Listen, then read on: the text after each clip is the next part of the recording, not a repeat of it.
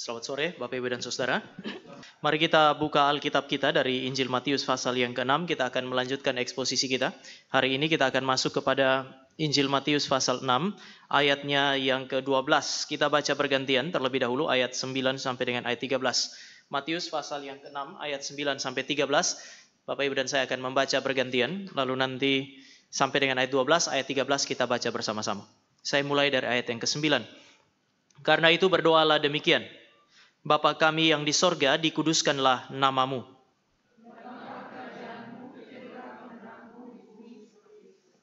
Berikanlah kami pada hari ini makanan kami yang secukupnya.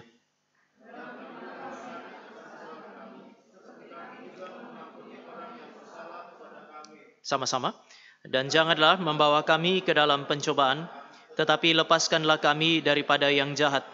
Karena Engkaulah yang mempunyai kerajaan dan kuasa dan kemuliaan sampai selama-lamanya. Amin. Mari kita berdoa.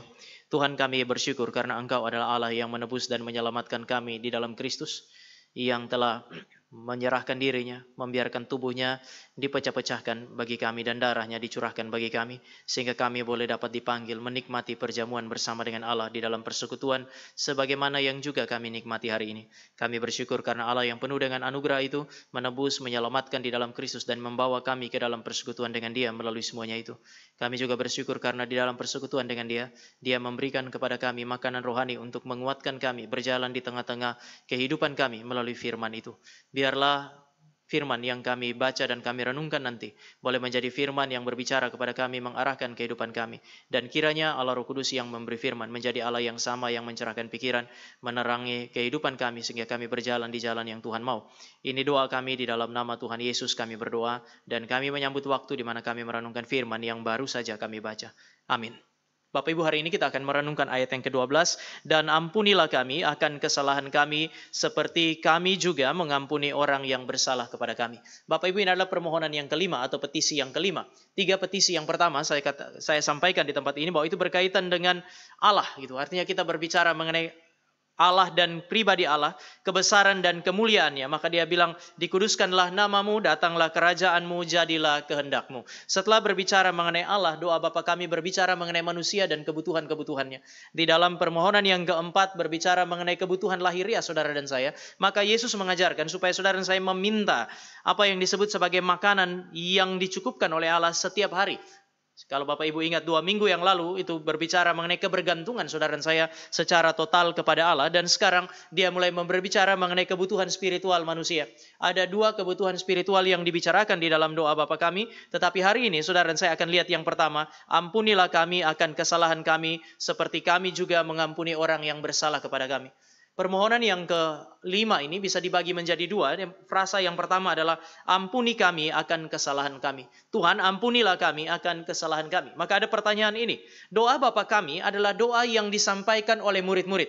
Yesus mengumpulkan mereka, mengajar mereka berdoa. Artinya ini bukan doa dari orang-orang asing. Ini adalah doa yang disampaikan oleh murid-murid Kristus. Ini adalah doa dari anak-anak Allah yang disampaikan kepada Bapa. Artinya mereka sudah punya relasi dengan Allah sebagai Bapa. Saya pernah sampaikan di tempat ini, kalaupun di dalam ruangan ini ada 1000 orang berdoa, tidak semua punya doa didengar oleh Allah, kecuali doa dari mereka yang telah memiliki relasi dengan Bapa dengan Allah sebagai Bapanya. Artinya itu adalah doa daripada anak-anak Allah.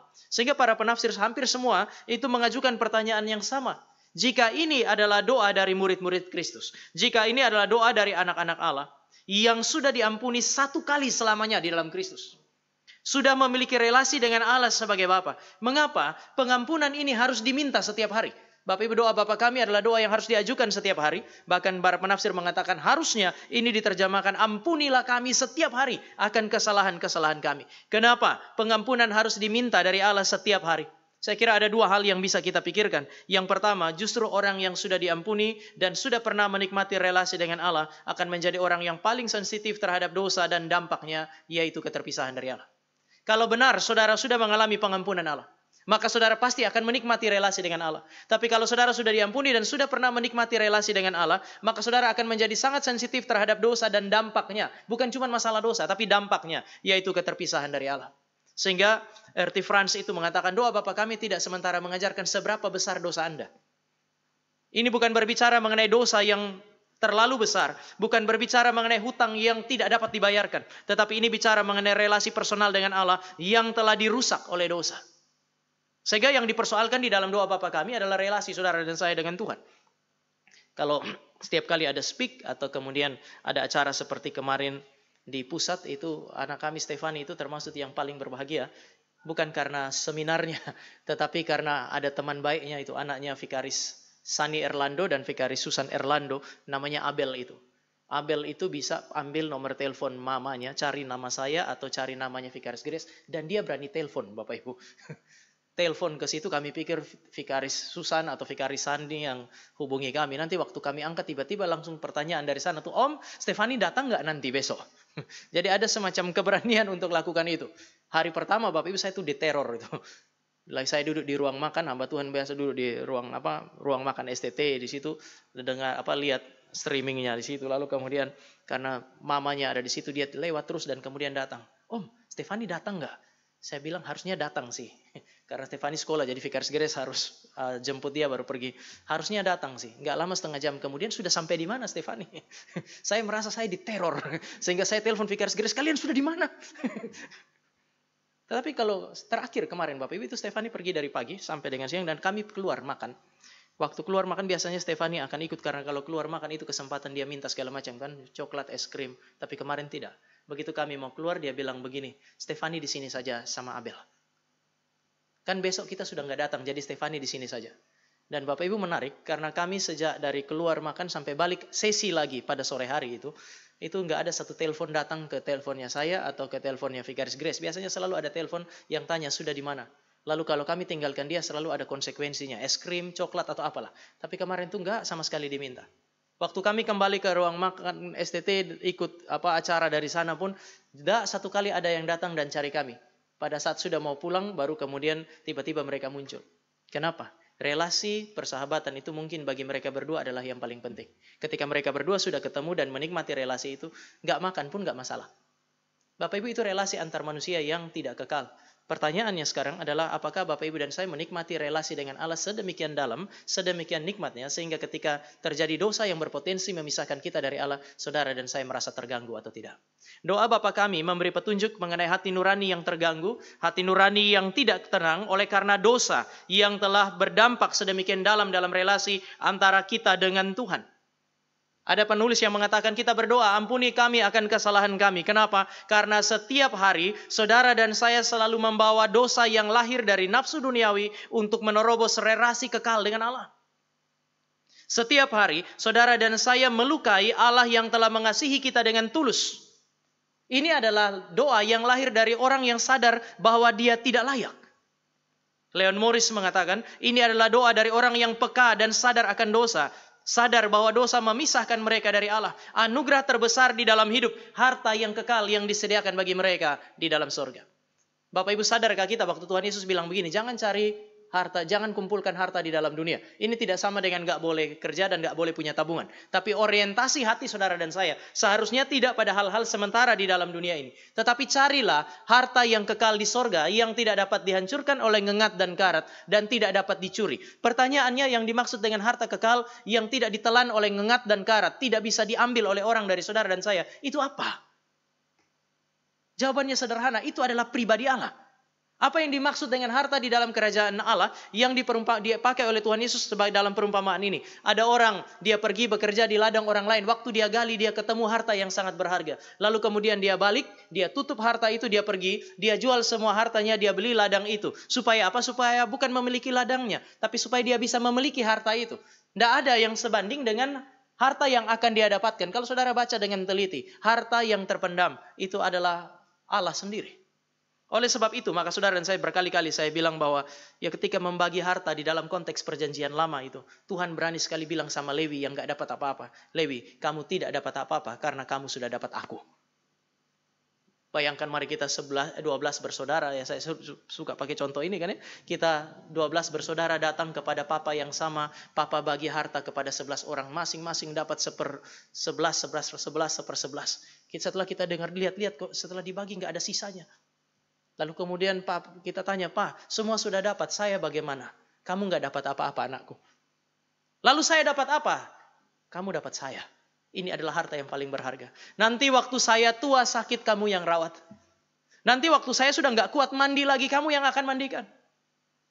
Saya tidak tahu apa yang akan saudara dan saya jawab. Biasanya orang akan bilang, "Nggak, itu 11 sudah dapat bagian, nanti biar mereka yang urus papa." Tetapi ketika berurusan dengan Allah, Allah bilang kepada orang-orang Lewi, kamu itu bukan hanya tidak dapat apa-apa, tapi kamu tuh tidak tinggal di dalam satu wilayah tersendiri. Semua yang lain itu seperti tinggal dalam satu rumah tersendiri kan ya. Kalau itu tanah dibagi menjadi 12, maka masing-masing itu punya satu rumah di mana mereka tinggal bersama-sama. Yang namanya Lewi itu nggak begitu. Mereka tersebar di antara 12 itu. Jadi ini seperti mereka yang terserak. Di tengah-tengah keluarga mereka seperti orang yang terbuang. Kenapa? Karena di tengah-tengah pembuangan itu mereka menikmati Allah mereka. Bapak Ibu, ini adalah kutukan bagi Lewi sekaligus berkat kan ya. Kenapa Allah menyerahkan mereka? Allah sudah bilang melalui Yakub, kamu nggak akan dapat apa-apa. Kenapa? Karena nafsumu itu, kejahatanmu itu mengancam satu bangsa. Tetapi kemudian di dalam konteks berkat, Allah mengubah itu menjadi berkat. Kamu memang akan terserak. Apa yang diucapkan oleh Yakub itu pasti akan terjadi. Tetapi kehadiran Allah mengubah hukuman menjadi berkat. Dan yang didapatkan itu bukan harta secara material, melainkan warisan kekal yang disediakan oleh Allah, yaitu dirinya sendiri. Bapak Ibu, doa ini adalah doa dari hati yang takut terpisah dari Allah. Bapa, ampunilah kami. Ampuni kami, kenapa? Karena kami tidak mau terpisah dari Engkau. Ini adalah doa dari orang-orang yang sadar bahwa mereka miskin, sudah menjadi kaya, lalu sekarang mereka takut untuk mengalami kemiskinan sekali lagi. Ketakutan yang positif. Matius 5 ayat yang ketiga. Berbahagialah orang yang miskin di hadapan Allah. Atau miskin secara spiritual karena mereka empunya kerajaan Allah. Kerajaan Allah, Pendeta Antonius Un, waktu gereja ini didewasakan. Saudara perhatikan khotbah itu. Dia bilang apa? Kerajaan Allah dengan Allah sendiri tak pernah bisa dipisahkan. Apa yang dimaksud dengan kerajaan Allah? Ya Allah sendiri. Maka Tuhan Yesus bilang ketika kamu melihat aku mengusir setan, ketika kamu melihat aku menyembuhkan orang, ketahui kerajaan Allah sudah datang kepadamu. Kristus adalah kerajaan Allah itu sendiri. Raja di dalam kerajaan Allah dan pribadinya itu tidak dapat dipisahkan. Dan kerajaannya tidak dapat dipisahkan. Maka dia bilang berbahagialah kamu kalau kamu miskin. Karena kalau kamu sadar bahwa kamu miskin, kamu akan mendapatkan kekayaan yang tidak bisa diganti dengan apapun. Yaitu diri Allah sendiri. Tetapi miskin secara rohani mengacu kepada satu kondisi di mana hati saudara dan saya kosong dan hampa. Kehidupan kita tidak bermakna karena ditinggalkan oleh Allah. Blaise Pascal bilang ketika Allah berkata, rohku tidak akan lagi selama-lamanya tinggal di dalam diri manusia. Maka hari itu tidak akan pernah ada lagi apa yang disebut sebagai kepuasan di dalam hati. Mulai hari itulah saudara dan saya akan mengalami apa yang disebut sebagai kehampaan di dalam hati. Tidak ada yang bisa gantikan itu. Lubang hitam yang ditinggalkan oleh Allah di dalam hati manusia itu tidak bisa diganti dengan hal-hal yang kekal. Meskipun saudara dan saya mengumpulkan dan menikmati sebanyak-banyaknya, hati itu tetap kosong. Hati itu tetap hampa. Karena lubang itu ditinggalkan oleh Allah yang besar. Ada penulis yang bahkan mengatakan demikian. Hati manusia itu lebih besar dari apapun di dalam alam semesta ini. Cuman satu yang lebih besar dari hati manusia. Itu Allah. Oleh sebab itu, saudara dan saya butuh Allah untuk mengisi kehidupan kita. Oleh karena itu, maka saudara perlu menghubungkan doa petisi keempat dengan petisi yang kelima. Waktu dia bilang, ampuni kami, itu berarti Tuhan, aku tidak mau kehilangan relasi dengan Engkau. Di dalam kelimpahan makanan yang Engkau berikan kepadaku. Berikan kepada kami makanan yang secukupnya. Ini kan minta Tuhan mencukupkan makanan secara lahiriah. Tetapi kemudian dia bilang, tetapi ampuni kami akan kesalahan kami. Supaya apa? Supaya jangan ketika saudara dan saya menikmati kelimpahan, pada saat yang sama saudara dan saya kehilangan relasi dengan Allah. Banyak orang yang demi mendapatkan makanan secara lahiriah, mereka tidak enggan untuk kehilangan relasi dengan Allah mereka. Doa Bapa kami mengajarkan yang sebaliknya. Meskipun ada banyak makanan berkelimpahan sekalipun, tetapi kalau tidak ada relasi dengan Allah, itu miskin secara spiritual. Maka doa Bapa kami sekali lagi adalah doa yang lahir dengan kesadaran. Sensitivitas yang sangat tinggi. Bahwa dosa memisahkan saudara dan saya dari Allah. Ada semacam ketakutan untuk berpisah dari Allah.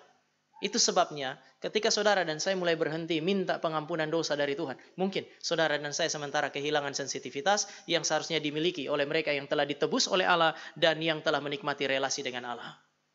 Kenapa ini harus disuarakan tiap hari oleh orang-orang yang sudah diampuni dan menikmati relasi dengan Allah? Karena ini menegaskan ciri mereka. Ini menegaskan identitas mereka. Yang kedua, mengapa kita berdoa setiap hari minta pengampunan padahal kita sudah diampuni satu kali untuk selamanya? Mengapa kita minta tuh kita tidak terpisah dari Tuhan padahal kita sudah menikmati relasi dengan Dia? Karena saudara dan saya sadar. Kedua, karena kita sadar bahwa pengampunan adalah anugerah Tuhan. Pengampunan itu tidak pernah bisa diusahakan. Kita tidak pernah bisa mengusahakan pengampunan dari Allah. Bapak Reformasi Martin Luther mengatakan, saudara dan saya adalah pengemis yang meminta-minta anugerah setiap hari kepada Allah.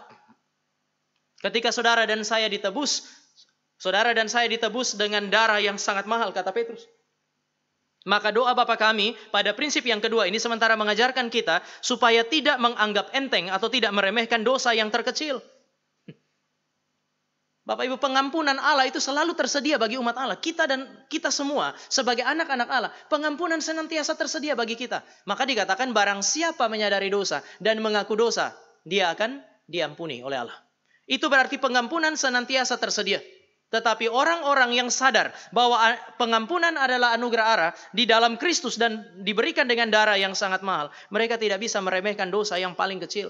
Saudara dan saya tidak akan meremehkan apa yang disebut sebagai pengampunan yang selalu tersedia. Selalu ada, tapi saudara dan saya tidak akan main-main dengan itu.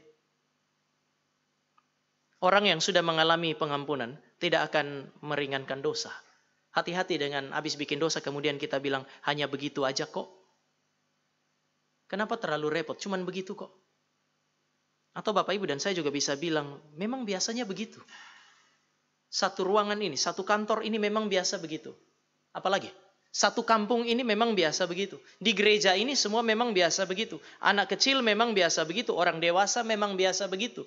Yang namanya orang menikah, orang pacaran ya memang biasa begitu. Oh enggak. Saudara, kalau saudara adalah orang yang telah mengalami penebusan Tuhan dan saudara sadar pengampunan itu mahal, saudara tidak akan bermain-main dengan hal-hal yang terlihat biasa. Semua orang begitu. Bapak Ibu, dosa adalah dosa. Orang-orang yang telah mengalami pengampunan Tuhan dan sadar bahwa ini adalah sesuatu yang sangat berharga, mereka akan sadar bahwa mereka sebenarnya tidak layak untuk diampuni. Hati-hati ketika saudara dan saya merasa bahwa kita adalah anak Allah dan karena pengampunan senantiasa tersedia, maka kita layak untuk mendapatkan pengampunan. Jangan meremehkan apa yang disebut sebagai pengampunan, Bapak Ibu. Ketika dia bilang ampunilah kami, dia mau bilang kepada saudara dan saya bahwa saudara dan saya butuh pengampunan karena dosa sekecil apapun itu memiliki dampak yang besar dan saudara dan saya tidak pernah bisa main-main dengan itu. Saudara, untuk Allah memberikan pengampunan kepada kita, dia harus ada kerelaan dari dalam hati Allah. Allah tidak wajib memberi pengampunan. Yang namanya pengampunan itu lahir dari apa yang disebut sebagai kerelaan. Yang namanya pengampunan senantiasa melibatkan keuntungan bagi yang melukai. Sekali lagi, yang namanya pengampunan itu senantiasa merupakan keuntungan bagi yang diampuni, tetapi kerugian bagi mereka yang mengampuni. Ketika saudara dan saya melukai seseorang dan dia mengampuni kita, selalu ada luka pada dirinya, meskipun saudara dan saya itu mendapatkan kelegaan. Bapak Ibu, ketika Allah mengampuni kita, tidak ada kewajiban pada Allah untuk mengampuni kita, tapi dia rela memberikan pengampunan kepada kita. Dan ketika dia memberikan pengampunan, saudara akan menemukan apa yang disebut sebagai korban. Allah harus berkorban, dia mengorbankan anaknya untuk memberikan pengampunan kepada saudara dan saya. Pengampunan selalu melibatkan luka. Dan Allah terluka oleh karena dia mau membalut luka karena dosa di dalam kehidupan saudara dan saya. Pihak yang mengampuni harus rela, harus mengalami luka dan harus mengalami apa yang disebut sebagai pengorbanan. Maka jangan anggap enteng apa yang disebut sebagai pengampunan. Saya kira di dalam relasi personal juga Bapak Ibu. Tadi pagi saya bilang, Anda punya kewajiban untuk mengampuni, tapi Anda tidak punya hak untuk mewajibkan siapapun untuk mengampuni Anda. Paling sederhana itu kita bilang begini kan ya. Karena kamu Kristen, kamu wajib mengampuni kami. Lalu tiap hari kita lukai dia. Kalau kondisinya berbalik, kalau dia melukai kita, kita memang wajib untuk mengampuni dia. Nanti sebentar kita lihat di frasa yang kedua. Tapi Bapak Ibu tidak bisa paksa orang lain. Karena kamu Kristen, kamu wajib mengampuni kita. Tidak, saudara hanya bisa ingatkan. Ampuni dia. Tapi jangan terlalu gampang mengatakan karena dia Kristen, dia wajib mengampuni. Karena ini yang nanti bikin ringan kita terus melukai orang lain. Nanti kita akan lihat di dalam prinsip yang kedua, tapi hati-hati. Ketika saudara mengampuni, biasanya ada luka. Jangan menganggap enteng istri yang terlalu baik yang terus memberi pengampunan kepada kita. Sebaliknya, kalau ada suami yang baik yang sering memberi pengampunan kepada kita, saudara nggak boleh anggap enteng itu. Karena setiap kali dia mengampuni Anda, ada luka di dalam dirinya. Kadang-kadang kita kalau humas tuh kita paling gampang kan bilang yang namanya apa? Tiket yang free itu tidak pernah free, selalu ada yang bayar. Pengampunan itu mesti ada yang bayar harga untuk Bapak Ibu dan saya, yaitu orang yang mengampuni.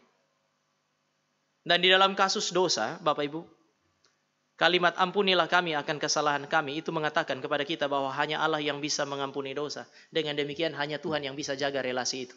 Di dalam alam semesta ini, tidak ada orang bisa menjaga relasi dia dengan Allah sehebat apapun dia. Dan supaya relasi itu terjaga, saudara dan saya harus mendapatkan yang disebut sebagai pengampunan. Dan cuma Allah yang bisa lakukan itu. Maka tiap hari saudara dan saya datang kepada Tuhan, lalu berkata, Tuhan ampuni kami. Jagalah relasi ini karena kami tidak sanggup menjaganya.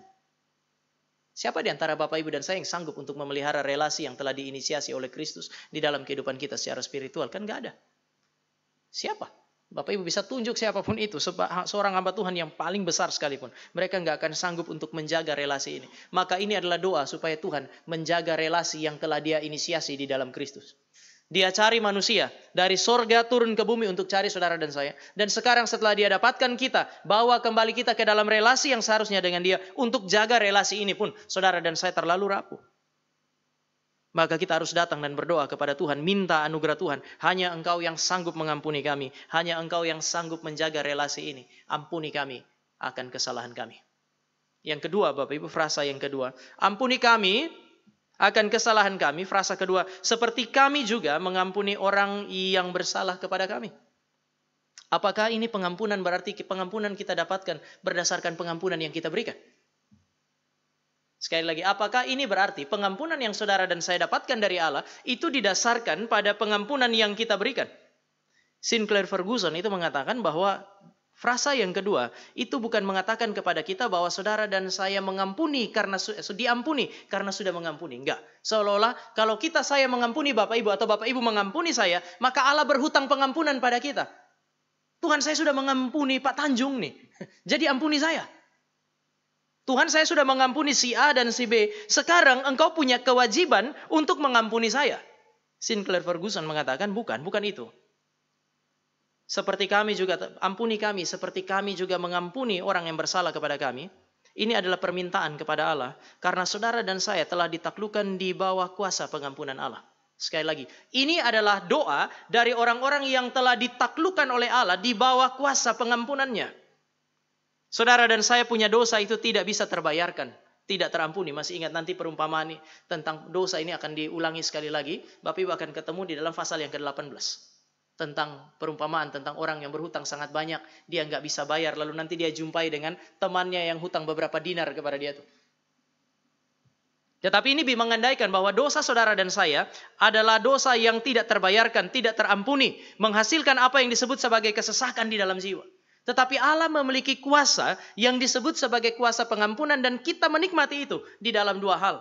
Pertama, kita mengalami kuasa pengampunan karena ada kelegaan yang diberikan kepada kita melalui pengampunan Allah. Yang kedua, ada kuasa yang Allah berikan dalam diri saudara dan saya untuk memberi pengampunan dan memberi kelegaan kepada orang lain.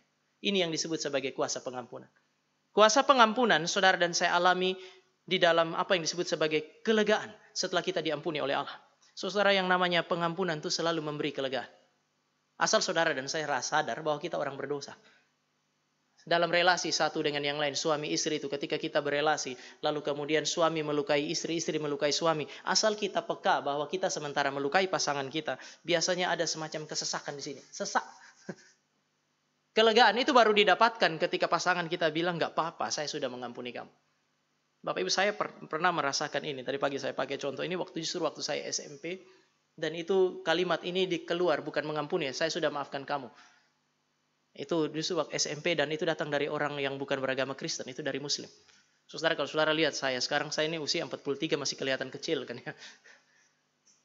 Apalagi waktu SMP, saudara bisa bayangkan kecilnya kayak apa. Lalu satu waktu, biasa orang kecil itu kalau mau mempertahankan hidupnya harus kerja keras. Lalu kemudian karena kecil mungkin ada satu yang cukup besar itu dibully terus. Satu kali saya coba memberi perlawanan tapi dia terlalu gede. Akhirnya saya mencari orang-orang kecil lainnya yang juga sering mengalami bulian dan setelah saya hitung-hitung, ini cukup. Lalu kami datangi dia. Kami memberikan murka Allah kepada dia. Dipanggillah ke BP waktu itu. Lalu kemudian kami ada di situ. Lalu kemudian orang tuanya dia juga ada di situ. Lalu papanya bilang begini, kalian semua saya akan laporkan ke polisi. Bapak memang kalau lihat bentuk anaknya, memang dia mesti lapor kami ke polisi. Tapi kan gengsi untuk minta maaf kan ya. Sehingga kami cuek aja. Lalu kemudian dia keluar. Tapi sejak hari itu Bapak Ibu, selama 3 hari kami menunggu kepastian itu. Tidak bisa tidur. Malam mau tidur susah. Yang dibayangkan ini kantor polisi. Papa saya Bapak Ibu. Saya pernah sekali kami bikin sedikit masalah. Ditaruh dalam sel Bapak Ibu. Papa saya datang. Lihat saya di situ. Papa saya bilang, kau tinggal di situ. Lalu dia kasih tahu polisi, tahan aja. Jangan keluarin yang itu. Yang lain kalian pulangin, yang itu jangan. Jadi dia suruh pulangin anak orang kecuali anak kandungnya. Saya sudah bayangkan mati nih kalau saya masuk. Papa saya nggak akan memberi kelegaan. Dia akan menambah kesesakan itu. Jadi saya sudah membayangkan dan malam itu susah tidur. Kalaupun tidur Bapak Ibu, begitu bangun pagi, ingat kasus itu. Langsung rasanya tuh ada yang sesak di sini. Susah sekali. Setelah hari ketiga, Bapak Ibu tiba-tiba dipanggil semua pelaku kejahatan ini. Dipanggil semua kumpul di di kantor BP. Begitu kami jalan Bapak Ibu, kelihatannya semua kami mengalami tekanan yang sama tuh. Sehingga anak yang kecil-kecil ini begitu kita masuk ke pintu, kami jumpa. Biasanya kalau jumpa bukan kalau orang Kristen salaman ya, kita cerewet begitu. Tapi hari itu sepi. Semua diam. Sepanjang perjalanan saya tahu mungkin ini waktunya. Kami masuk, duduk, lalu orang Islam itu bilang begini, saya hanya mau ingatkan satu kali ini. Jangan lagi kalian sentuh anak saya. Kali ini saya maafkan kalian. Begitu dengar kata kali ini saya maafkan kalian. Kayaknya yang tadi sesak di sini tuh hilang. Lalu kemudian dia tanya begini, mau salaman sama anak saya?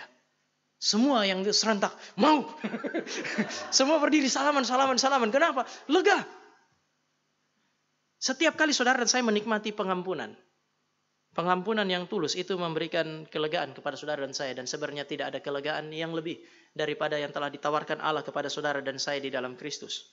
Dan setelah itu, kuasa pengampunan yang diberikan di dalam Kristus harusnya ada pada kita. Sehingga saudara dan saya mesti belajar untuk mengampuni dan memberi kelegaan kepada orang lain. Kenapa kuasa pengampunan itu penting? Kuasa pengampunan itu membuka hati saudara dan saya. Untuk apa? Untuk belajar menerima pengampunan dan kelegaan dari Allah. Setelah itu saudara dan saya belajar untuk memberi pengampunan dan kelegaan kepada orang lain. Ini persis seperti 2 minggu yang lalu saya bilang, kalau Allah memberkati saudara dan saya, kalau itu memang berkat datang dari Allah, maka berkat yang sejati dari Allah akan membuka tangan kita.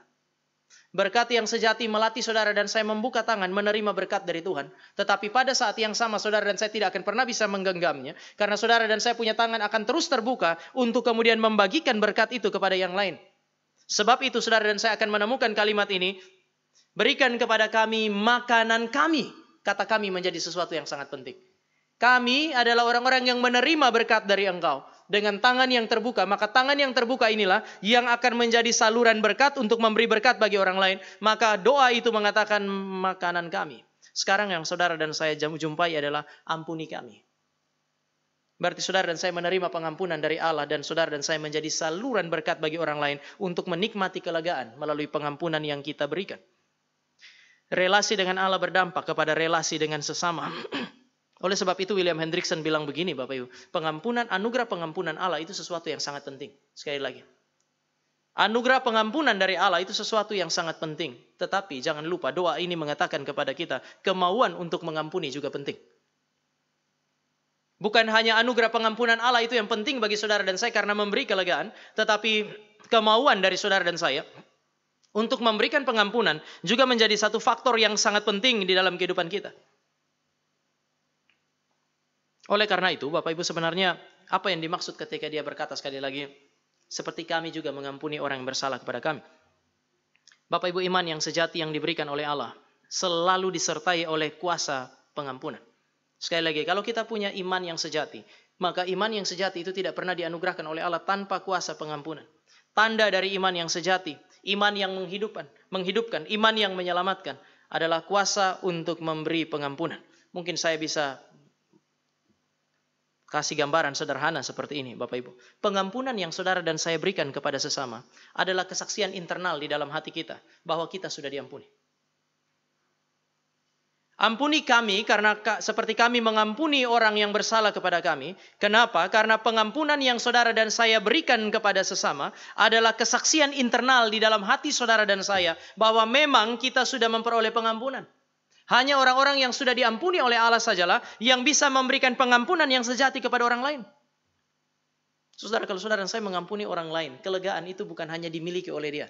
Tapi saudara dan saya juga menikmati kelegaan. Kenapa? Karena kita juga orang berdosa kan ya. Allah itu tidak perlu mendapatkan kelegaan ketika dia mengampuni saudara dan saya. Dia tidak butuh kesaksian internal bahwa dia sudah diampuni, dia suci kok. Tetapi saudara dan saya harus terus memberi pengampunan, karena pengampunan itu bukan hanya memberi kelegaan bagi dia, tapi memberi kelegaan bagi kita. Dengan melihat bahwa kita telah memberi pengampunan yang tulus, saudara bisa memperoleh damai di dalam hati, jaminan di dalam hati. Kenapa? Karena pengampunan yang saudara berikan itu menyaksikan di dalam diri kita sebuah tanda sejati dari pengampunan Allah. William Barclay itu memparafrase doa ini menjadi kalimat seperti ini. Berikan kepada kami setiap hari kesaksian bahwa kami sudah diampuni melalui kuasa untuk mengampuni. Tuhan, berikan kepada kami tiap hari sebuah kesaksian di dalam hati bahwa memang kami sudah Engkau ampuni. Dan kesaksian itu adalah kuasa di dalam diri kami untuk memberi pengampunan. Sekali lagi, Bapak Ibu, dosa adalah sesuatu yang sangat serius. Sehingga mau tidak mau, Bapak Ibu dan saya perlu mempertimbangkan dimensi ini. Kita bukan hanya melihat dosa sebagai sesuatu yang sangat serius kepada diri kita, tetapi juga dosa adalah sesuatu yang sangat serius kepada orang lain dan sama-sama membutuhkan apa yang disebut sebagai kelegaan. Kita diajar untuk setiap hari menjadi orang yang tidak munafik. Saya kutip sekali lagi seorang penafsir itu, dia bilang begini, Anda tidak berhak minta ampun jika Anda tidak pernah memberi pengampunan. Minta ampun tiap hari, frasa pertama. Tapi setiap hari Anda tidak berhak minta ampun jika Anda tidak memberi apa yang disebut sebagai pengampunan. Tidak mengampuni adalah kesaksian bahwa Anda tidak sungguh-sungguh mencari pengampunan. Mau doa berapa lama pun itu, saudara dan saya sekali lagi, seberapa panjang pun saudara dan saya berdoa, minta pengampunan daripada Tuhan. Kalau saudara dan saya tidak punya kerelaan untuk memberi pengampunan, itu adalah kesaksian bahwa doa yang panjang itu bukan semacam keseriusan untuk mencari pengampunan Tuhan. Tetapi biarlah Bapak Ibu dan saya sekarang mencoba untuk mengkombinasikan dua bagian ini, dan saudara dan saya akan melihat betapa seriusnya dosa. Ini memberi petunjuk kepada saudara dan saya bahwa setiap hari saudara dan saya tidak pernah lolos dari apa yang disebut sebagai dosa itu. Kalau saudara nanti pergi ke perpustakaan itu, William Barclay dia bilang, coba lihat istilah dosa itu ada banyak. Dia kasih 5, saya nggak akan ajak Bapak Ibu untuk lihat semua. Tapi mari kita coba tempatkan diri kita di dalam definisi itu. Kita sering pakai istilah ini, hamartia, tidak mencapai sasaran. Tetapi tidak mencapai sasaran berarti tidak ada pada posisi yang seharusnya sebagai manusia dan sebagai umat Allah. Dan pertanyaannya, siapa di antara saudara dan saya yang selalu ada pada posisinya, selalu ada pada kondisi yang seharusnya setiap hari? Siapa di sini yang bisa bilang bahwa setiap hari saya selalu berada pada kondisi yang seharusnya sebagai seorang guru, sebagai seorang suami, sebagai seorang istri, sebagai seorang anak, sebagai seorang politisi, sebagai seorang pelajar, sebagai seorang ekonom, saya sudah selalu ada pada posisi yang seharusnya setiap hari. Kalau saudara dan saya mau jujur, saudara dan saya selalu ada pada posisi yang tidak seharusnya. Pada saat itu, saudara dan saya mesti ingat kata ini, hamartia. Hamartia itu bukan hanya sekedar meleset dari sasaran. Saya mau pergi ke situ tapi meleset. Iya, tetapi itu juga berarti saudara dan saya tidak ada pada posisi, tidak ada pada kondisi yang seharusnya. Ketika saudara dan saya menjadi anak yang tidak seharusnya, seorang hamba Tuhan yang tidak seharusnya, seorang pelajar yang tidak seharusnya, sekali lagi guru yang tidak seharusnya, yaitu hamartia. Tipis sekali kan ya, cuman pada posisi yang tidak seharusnya. Yang kedua ada kata parabasis. Parabasis berarti melanggar garis pemisah antara benar dan salah. Dan kadang-kadang saudara saya akan mengatakan garis pemisah antara benar dan salah itu entah dia mau tebal, entah dia tipis. Ketika saudara dan saya melanggar, beberapa inci pun pelanggaran itu dosa. Maka sampai kapanpun dosa tetap dosa. Itu sebab saya pernah sampaikan kepada Bapak Ibu bahwa dosa itu bukan masalah dia besar atau kecil. Dosa berarti saudara dan saya melanggar garis batas yang telah ditetapkan oleh Allah antara benar dan salah itu. Saudara dan saya juga bisa, yang ketiga, yang terakhir saya mau ajak saudara untuk lihat adalah kata anomia. Anomos. Anomia, bukan anemia. Anomos itu, anomia berarti tidak berhukum.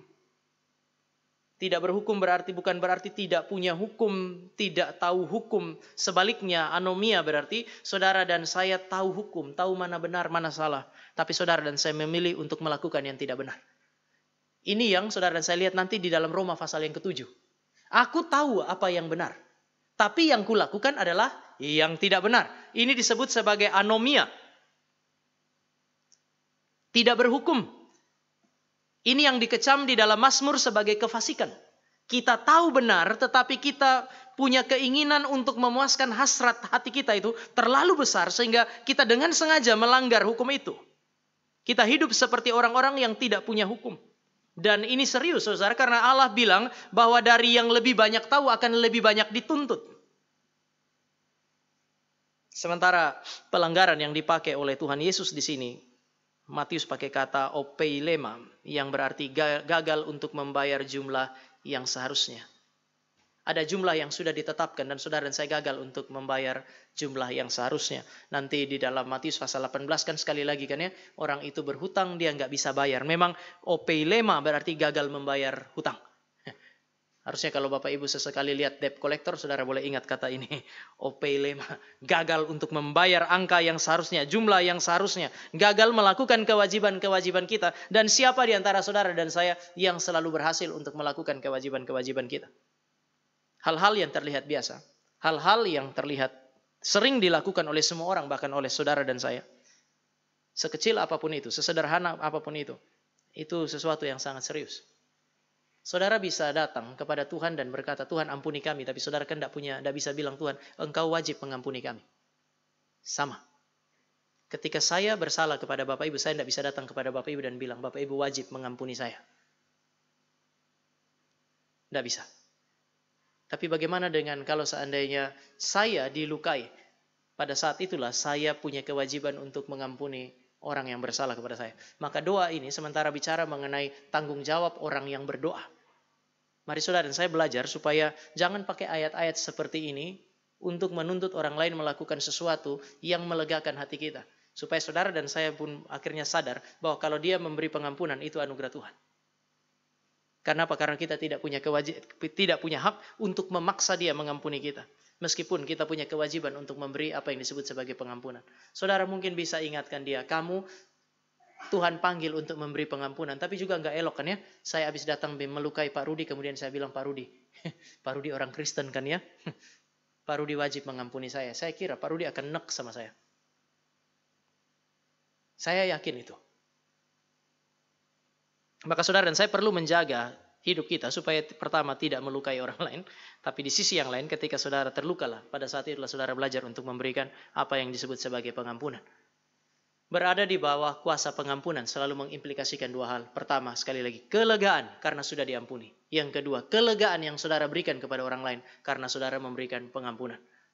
Saudara perlu berdoa kepada orang lain, kepada Tuhan supaya Tuhan menggerakkan hati mereka memberikan pengampunan kepada kita. Tapi jangan lihat itu sebagai kewajibannya dia. Kalau kita lihat kewajibannya dia, biasa kita akan rasa dia lebih salah dari kita. Bapak bisa tangkap maksud saya?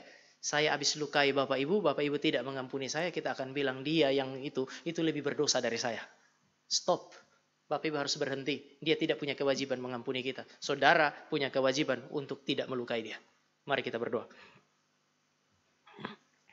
Kami bersyukur karena hari ini kami punya waktu untuk sekali lagi belajar melalui doa yang diajarkan Kristus bagi kami, murid-muridnya. Doa yang diajarkan oleh Kristus bagi kami yang harus berelasi dengan Allah sebagai Bapa. Kami bersyukur karena pengampunan yang telah diberikan oleh Allah di dalam Kristus. Relasi yang diinisiasi oleh Kristus sehingga kami boleh datang kepada Bapa dan menyapa Dia sebagai Bapa. Kami bersyukur untuk semuanya itu. Dan oleh karena itu ajar kami supaya kami boleh memandang kepada Allah dan mengenal Dia dengan benar melalui Injil yang sejati. Sehingga kami boleh menikmati juga relasi dengan Dia. Relasi yang membuat kami sadar betapa seriusnya dosa sehingga kami tidak bermain-main dengan dosa. Dan kami belajar menghargai pengampunan Tuhan. Ajar kami juga supaya kuasa pengampunan yang telah kami nikmati itu boleh juga kami nikmati hari ini. Dan kami berikan kepada orang-orang yang Tuhan izinkan ada di dalam kehidupan kami dan melukai kami. Biarlah kuasa pengampunan senantiasa ada di dalam gereja. Kuasa pengampunan itu senantiasa ada di dalam relasi kami satu dengan yang lain. Di dalam nama Tuhan Yesus kami berdoa. Amin.